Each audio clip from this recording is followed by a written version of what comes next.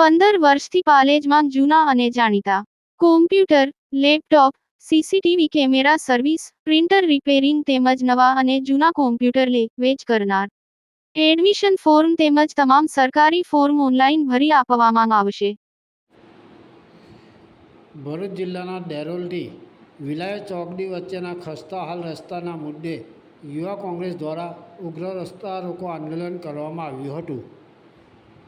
અનેકવાર રજૂઆતો છતાં માર્ગ મકાન વિભાગ દ્વારા કોઈ પગલાં લેવામાં ન આવતા યુવા કોંગ્રેસ સમિતિના આગેવાનો તથા સ્થાનિક ગ્રામજનો દ્વારા આંદોલન યોજાયું હતું.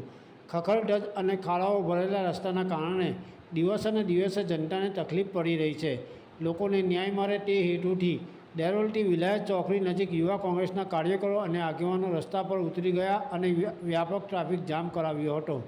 આ દરમિયાન પોલીસે આંદોલનકારીઓને અટકાવવાનો પ્રયાસ કર્યો ત્યારે થોડીવાર ઝપાઝપી પણ સર્જાઈ હતી.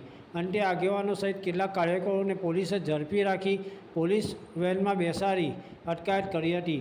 આંદોલનમાં હાજર પૂર્વ લોકસભા યુવા ઉમેદવાર શેરખાન પઠાણે કડક ચેતવણી આપતા જણાવ્યું હતું કે અઠવાડિયા પહેલાં કાર્યપાલક ઇજનેરને તારાબંધીની ચીમકી આપી હતી, છતાં રોડની મરામત ચાલુ કરવામાં આવી નથી. હવે જો તંત્ર યોગ્ય પગલાં નહીં લે તો ભરૂચ અને અંકલેશ્વરની માર્ગ અને મકાન કચેરીને તાળાબંધી કરાશે.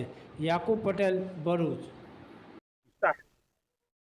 મારું નામ શેરખાન પઠાણ, પૂર્વ લોકસભાના ઉમેદવાર.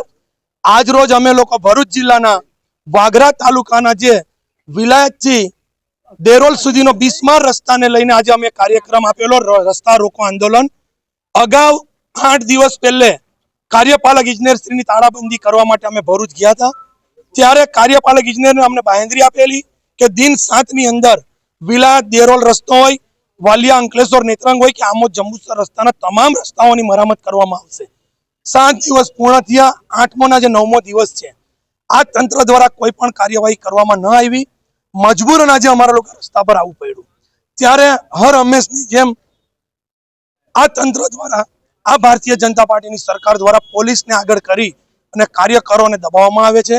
તો તમે જોઈ શકો છો કે કેટલું ખરાબ આ લોકો દ્વારા વર્તન કરવામાં આવે છે. તાત્કાલિક આ રસ્તાની મરામત કરવામાં નહીં આવે, બાકીના જે રસ્તાઓ અમે કીધા હતા તેની મરામત કરવામાં નહીં આવે તો ટૂંક સમયની અંદર કાર્યપાલક ઇજનેર ભરૂચની કચેરીને તાળાબંધી કરવામાં આવશે. એ અંકલેશ્વર માર્ગ મકાન વિભાગની કચેરીની બી તાળાબંધી કરવામાં આવશે. મીડિયાના માધ્યમથી ફરી એક વખત કરોડો રૂપિયાનો ભ્રષ્ટાચાર ઉજાગર કરવા માટે અમે લોકો આવી રહ્યા છીએ.